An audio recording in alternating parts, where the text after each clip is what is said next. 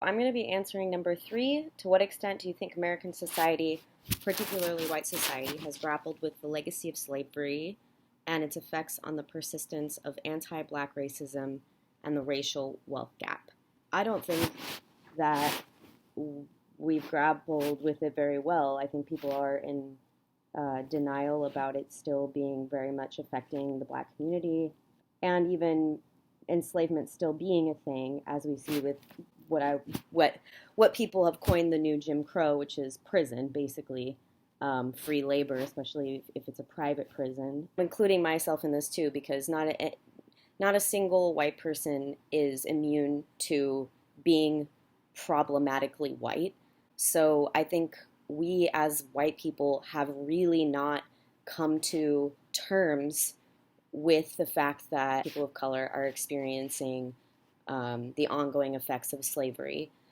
Another way that this is demonstrated is in the wealth gap, which we saw the article. So for every $100 of wealth, a black person has around $5 of wealth, and a lot of that has to do with ancestors and money that's passed down, and property that's passed down, and having wealth come through the family, which was not an opportunity.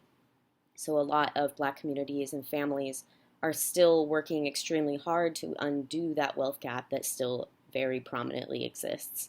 Another way that this is demonstrated is in attitudes about slavery. I often see, in fact, even in this discussion, I see people saying things like, it's in the past, doesn't help to think about the past, let's move forward. But we can't really move forward unless we all agree that black communities are heavily affected by these things.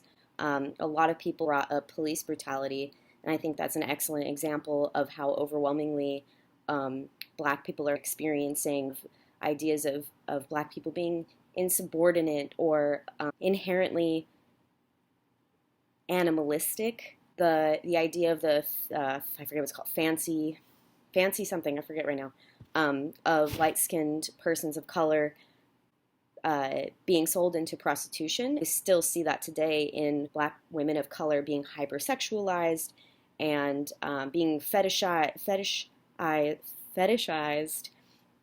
And I mean, I could go on and on. This is a short video, but truly, I think that as a country and as a society, but especially white society, has not grappled with it.